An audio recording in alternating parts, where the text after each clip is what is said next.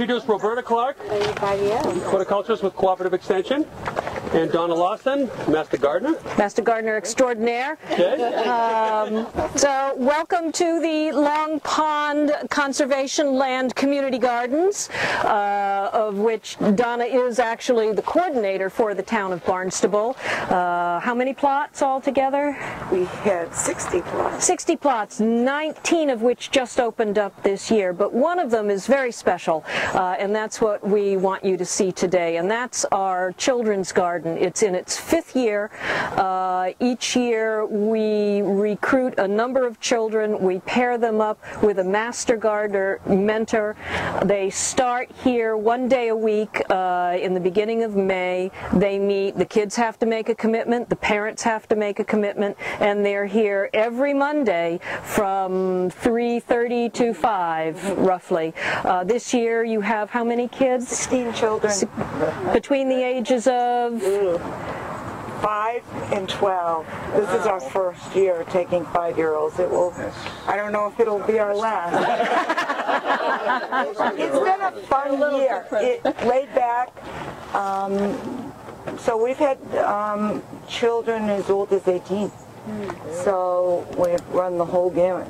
Yeah, it's a wonderful project. You're not only connecting kids with where their food comes from, they're learning how it's grown, they help supplement their family's larder and pantry, and you know, I always believe that if you get a young person involved in gardening, they may not do it in their teenage years, but at some point in their life they will come back to it, and it just makes them aware of their environment and how important it is to them. So if you just want to walk down, let Donna show you the garden. A list. People waited for 2 years. Especially since I'm from Dennis. Yeah. There is a community garden in Dennis. Yeah. There's one right around the corner. Well, in the children's, we have 2 main areas. One where the children garden as a community, and they do vining crops and potatoes and things like that, and we'll take a quick look at that. And then we'll take you over where each child has an individual plot within the greater plot that they are responsible for with their mentor. So if you don't mind getting your feet just a tad moist.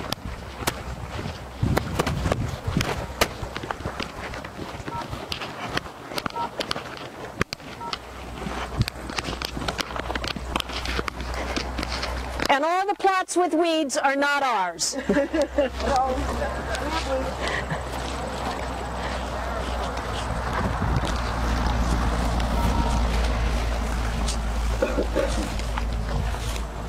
I love these. I grow these at home.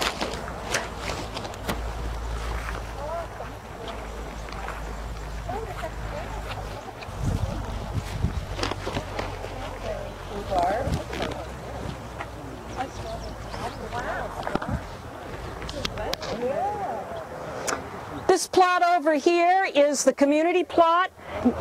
You can talk about it, Donna. I don't know what we call this. It's a twig hut.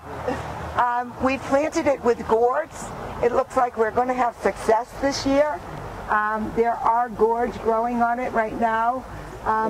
The children can go inside. It's nice and soft in there. We've put down mulch, and some of our kids go in there to get out of the hot sun. We've got a gourd birdhouse on the top on the inside, so that's one of our couple of years ago gourds. Here we're growing popping corn. With all of the wet weather we had, some of it didn't come up, so we seeded again, and hopefully we'll see. Right to the left, every child has a giant pumpkin patch, and these are their pumpkins. We do have some growing. There's one on the right in front of your left foot. Oh yeah. Straight ahead. We plant flowers around the edge of this whole garden. There are dahlias, there are some cosmos. Over there we have Mary Lopez, who was one of our master gardeners. We have some of her daylilies from her garden. We have strawberries. We compost in the back of this. We have 5 bins, and our children know what to do with the organic debris. In the front, we tried something new this year, and I'm glad we did. If you see the chicken wire, there are 8 tubes, cages, and those are our potatoes this year.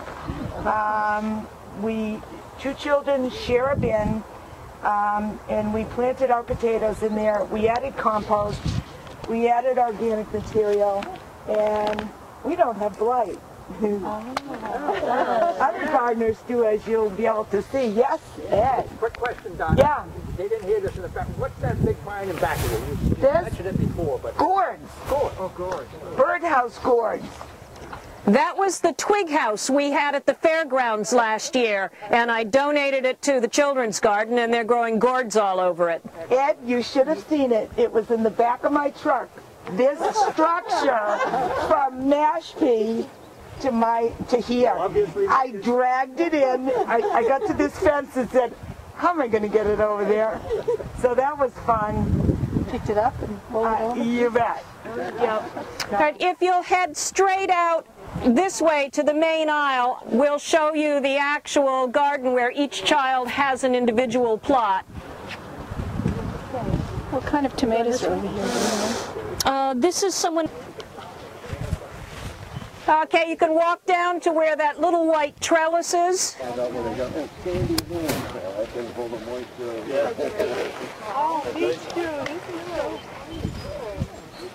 They're a little more conscientious about weeding than others.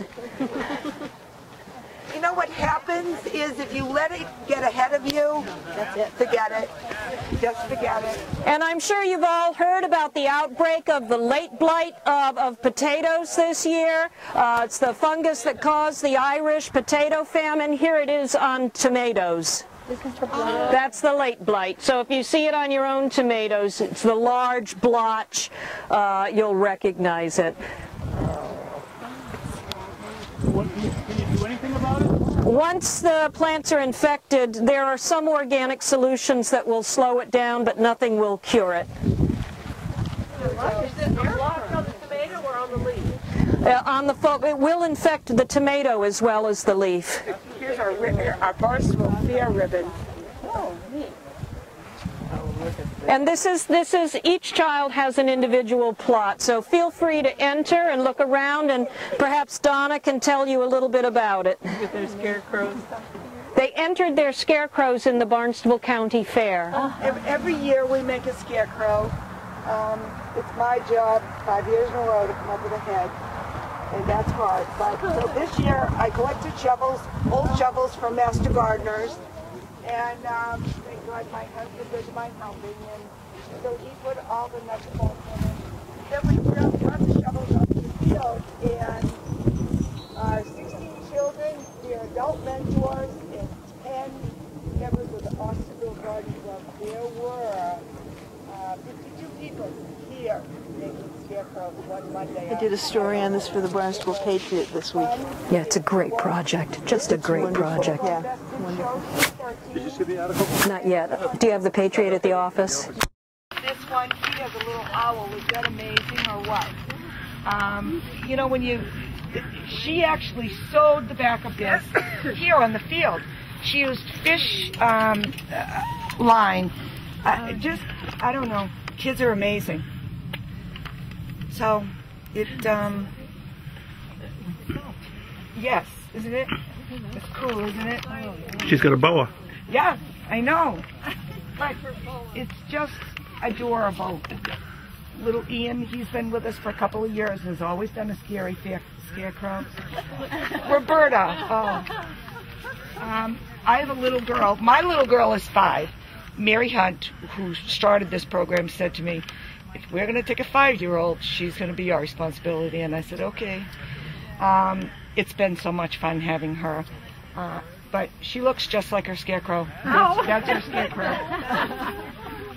She has little dark curly hair. And if you look at this, she looks just like that. She wears dresses to the garden. She's a little prima donna, and she didn't want any vegetables. She only wanted flowers. So she has flowers in her garden. Isn't it sweet? And every week she brings home a bouquet to her mom. It's amazing. Every week our children bring home bouquets. The boys are as excited as the girls are to pick flowers, and we bring little containers that we save during the week, and they bring them home. Donna, what great training. You give flowers to your mother, and the next day you give flowers to your girlfriend. It's amazing. Good training. Good training. To your wife. Maybe. I mean, look at this garden. He is 7 years old. This young man is 7 years old. This year we made insects. We asked our children to look through an insect book, and they did, and we asked them to choose an insect to cast in cement. Ladybugs over there, a Colorado potato beetle. So if you look in every garden, there's an insect. The majority of them chose ladybugs. Ellie's ladybug is right here. And that just happened by me having extra cement at home one day last year. I was with Roberta, and I made like a ball, and someone said, "What are you going to do with that?" I said, "I don't know, I'll just put it in the garden." And then I thought, I know what we can do with that. So we did that. It was fun. So, Really well taken care of. Now, how do they decide which colors and which flowers they want? Do they look through a book, or? yes, usually what we do is we take them on a field trip, our first visit. That gives them some idea of what they might like to plant. And it's at Cooperative Farms, so they see herbs and different flowers, so we try to write them down. And that's a good experience, because then Mary and I get to know our mentors a little bit, if we have new mentors, and our children. And then we kind of pair them off together, hopefully cross our fingers that it works. It has. But kids like herbs, and we found that in their individual gardens, it's hard to grow herbs because they're spreading and doing, so we have an herb garden up at the front. But they like that smell, the touch, all kids like them. It's just, and I swear, when we bring the seed packets out our first week, whatever attracts them, when they see that seed, I want to grow that. So it could be something that they've never, ever eaten before, but they grow it. Where is your irrigation now? Is it all the way back? Here. We have some here, but it starts, actually, COMM, our Marshall's water at the street, they upgraded our meter, and then Bartlett Tree put in our irrigation, Bartlett Waterworks put in our irrigation, and ran it all the way straight down. Yeah, it is great. How long do you run it? Everyone's responsible for watering on their own. We're not on a timer or anything. We ask people to conserve. So it's bucket by bucket? Usually when our children are here, we use buckets. We do. But if it's hot and it's, Tuesday, Mary and I will come out and water. One of us will come out and water. How much area is covered by the program? How much area? Each garden is 20 by 40. So there's 60 of them. Okay. There you go. Do the math at home. Donna, what kind of flowers are these? That's Cleome, right? Spider. Yes, spider plant. Yeah. See, we were doing this yesterday because one of the women wanted to know what it was, and I said to her, "Well, here, take this home, put it on a paper plate until it dries. The pod will open, the seeds will be inside, and then spread it where you want it to go in your garden, and then it'll come up next year." Don't waste it. I won't. I won't. But not really. It comes up in my yard every year around my vegetable garden. So I do it with foxglove. I do it with other plants.